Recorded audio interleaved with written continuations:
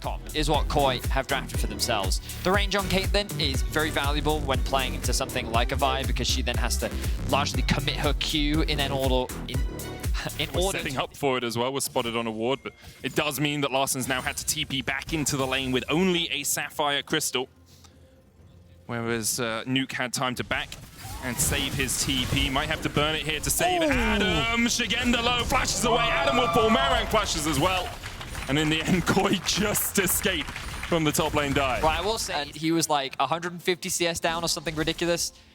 They have their eyes on Larssen. He has to play so safe, realizes there's the flame. Back flash for the wall breaker to knock him back into the miasma, but the hook doesn't hit him. Bot lane up. Larssen though, man, this guy is playing whack-a-mole with enemies right now. It's like you pop one down, a couple more pop up. Flash lands a flash in from Trymbi though. Disintegrate gonna land onto one. A great shockwave back as well. No one's tanking the tower though. Somehow, Labrov and Nuke were able to avoid the tower's aggro, and because of that, it's only gonna be a 2-for-1 in favor of BDS. I think it was Sheo that was actually tanking the tower, so the second that he dropped, it meant that there was no find, but there is no vision behind. The dragon has been started. Larssen looking to group up with his team that's accessing the river through the bot side. Szygenda is being controlled by BDS. They don't want to allow him to get the flank. Unstoppable Onslaught will connect. There's the Featherstorm as well, and Comp is rooted up, but he's able to escape. Cyclone in the midst of the pit as Malrang tries to get away, but Szygenda now onto the back line with the shockwave as well. Just slicing and dicing a BDS. One down already as Adam's fall down towards the bottom side. Nuke is trading against two though, and Nuke is winning out that fight. Adam trying to trade back onto Larssen. Sheo coming forward. It's a triple for Nuke. Larssen almost down as well, but they managed to get the lockdown onto Sheo. Szygenda and Larssen live against Crownie and Nuke. Now Szygenda and Larssen are on the wrong side of the rift, but Crownie will let them walk away for now. Nuke trying to get in as well. Szygenda just distracting because he knows his mid lane is trying to get back. The Blade Caller could come back here looking for the root. Crownie, that's less than 1 HP. He's down to 7. Poison Fang gonna land, but Szygenda able to dodge away from an Infernal or a Hextech, you know, or even a Cloud in some Oisin situation. was considered the broken of broken. Because it was the broken of broken at the time. Decimating Smash gonna land on Szygenda here. The Miasma can come down from Nuke as well as Szygenda, even with the Slicing Maelstrom, Petrifying Gaze. The poison, the flash is enough. Adam brings down the X. Strong.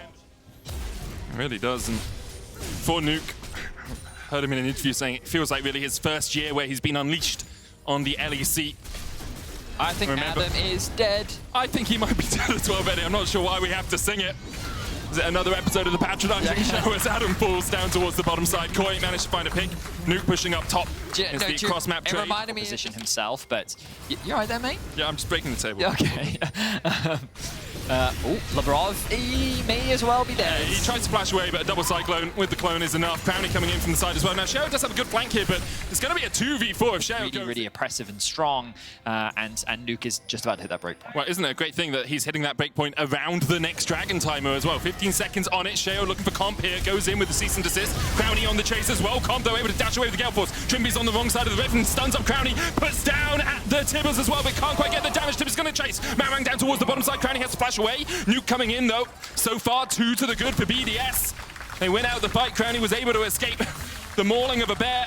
Larssen still has the shockwave here. Szygenda still has the ultimate, but you don't really want to fight into 5 members strong of BDS. No jungler means that there's no risk of a smite steal unless Larssen's able to land a big shockwave. But BDS's control around these dragons remains strong. Medic, 15 dragons to 0. Time and time again from BDS.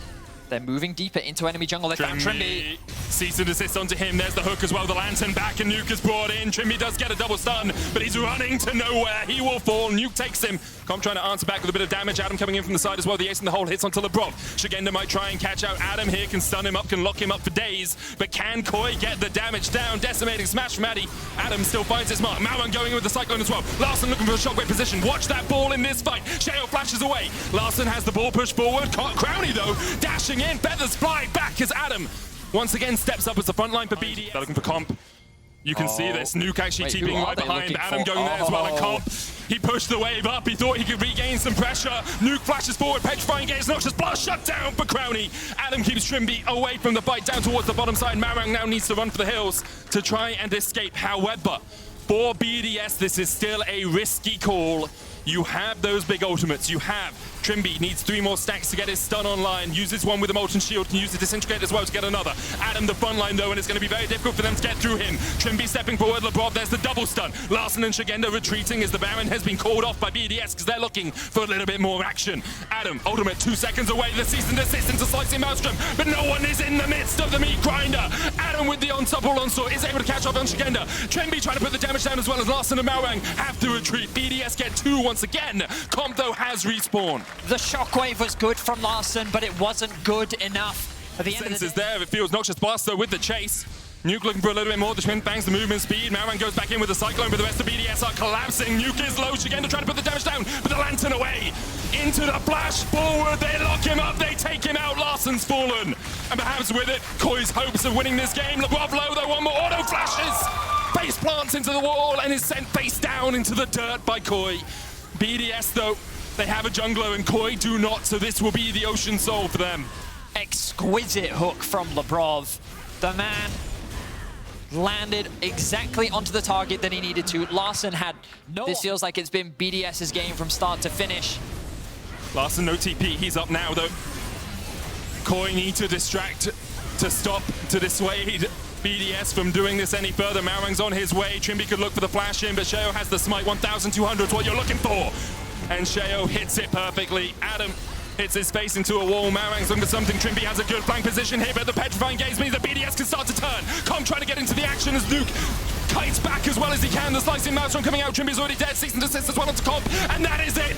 BDS will wipe away Koi in the river, where they're usually at home. Koi have been found floundering. The smite coming out from Sheo as well. Comp's going to try and walk his way out of this one, but another Bolt Breaker finds its mark. Crownie on the chase, flashes forward the hook, but the ace as BDS clean it up. Adam falls, but it doesn't matter because the rest of BDS clean up beautifully. 11-0-5 is the scoreline for Nuke after he has dominated Koi from start to finish. With the Baron, I don't know if BDS can end the game right now, but they can sure do some serious damage as Koi is left in tatters. Crownie will get this tier 2 in the mid lane. Nuke and Sheo trying to keep this minion wave alive. Can't quite do it, but 3/4 of the HP of that top lane tower have already ever playoffs as an organization, and to do it by going through Koi.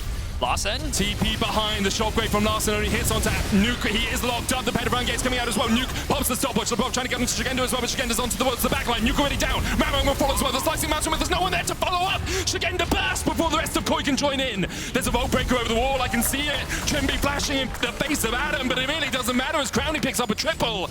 And Nuke has fallen, but at what cost for Koi? It looks like it could be the game, Medic. Only 2 members left alive, Larssen and Comp to defend. Comp is trying to clear out the mid wave to mitigate the pressure that's coming down onto the Nexus towers. Larssen is going to heal. The last stand for Koi. A date with Vitality awaits for BDS. The hook, the knock of the cease and desist, and ceased surviving Koi. BDS on the Nexus towers, sub 30 once again, as in dominant fashion, they are looking to secure their spot. Comp still trying to dash away, trying to flash away, trying to do anything, but look at the meat that is in front of him. These meatballs of Adam and Sheo just cannot be stopped. Crownie on the Nexus, and BDS in playoffs. For the first time in the organization's history, they will secure top 4 in LEC Spring. And what an impressive climb it has been.